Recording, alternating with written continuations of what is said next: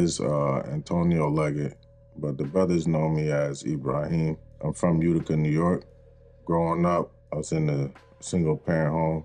My father wasn't in the household. My mom raised me, my brother, and my sister. When I was 3 years old, my mom told me, my brother, and my sister that she had AIDS from her boyfriend. He molested my sister. My sister died. She was only 12 years old.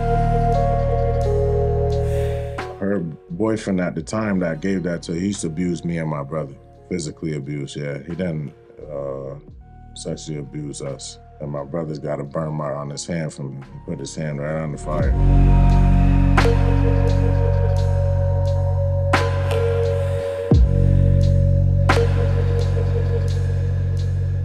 A lot of my lashing out came in school and stuff. I got kicked out of 3 schools in first grade, because I had emotional problems and anger problems. My family, yeah, oh, he bad, but y'all adults, y'all know what's going on, so that I wasn't allowed sometimes at certain people's house because, oh, he bad, I don't want him over here, I really didn't understand what's going on, and it was a struggle for me.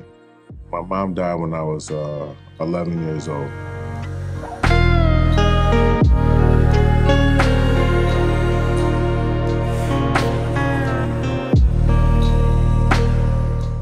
They left me and my brother because they didn't want to deal with me. I'm bad, but I needed love and, support. That's what I needed at the time.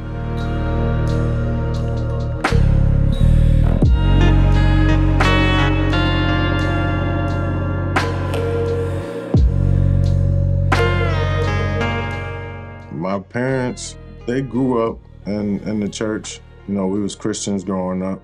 We went to church on Sundays, Bible studies, stuff like that, knowing that you should read the Bible and that you should pray and you should worship God. I was into that since I was young. And then when I got a little older, closer to when my mom passed, she used to always be praying, and she wouldn't let us disturb her, but she would stay stuck in her prayer. She'd be on her knees on the bedside and she'd be praying. So I always knew to pray.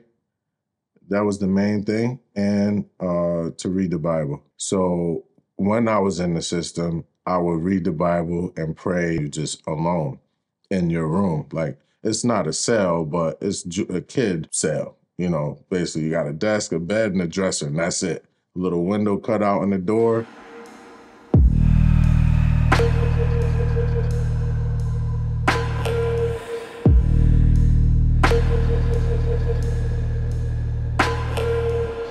And then this is where I started questioning things. But when you go to ask, they tell you don't question God and just have faith. That wasn't enough for me because it's saying, one thing and then you change it. It was confusing to me. So to think that you go from one God, from Adam, all the way to Jesus, someone who's not even a prophet or a messenger, or was with that prophet or messenger, and changes everything. And actually, when I was 12 years old, there was a kid from Binghamton. He was Muslim. There was this movie we watched, and he was a Muslim. I forget, it was Antonio Banderas. He was an actor, and he was a Muslim. He was with the Christian. And then, he'd be praying, and like the battle was going on. It was starting. He's still praying, and he wouldn't move. And I'm like, man, he's strong. When he gets done with the prayer, he salams out.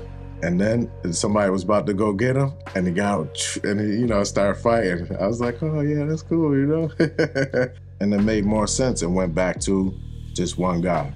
And that was my thing. And I knew it was only one God, but you get taught different. He was explaining it, and it made more sense to me than what I was reading and what I was into for my whole life. And I actually took my Shahada then.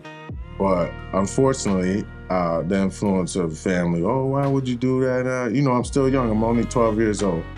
And I got released from the facility to a foster home, and they were pastors, and they had a church. So, it's like, I got picked on, why you don't eat pork? You was raised off that. I got to go to church, I had no choice. So I eventually I got away from that, from Islam for the time being. but Allah was always guiding me, and He guided me back to the deen. Alhamdulillah.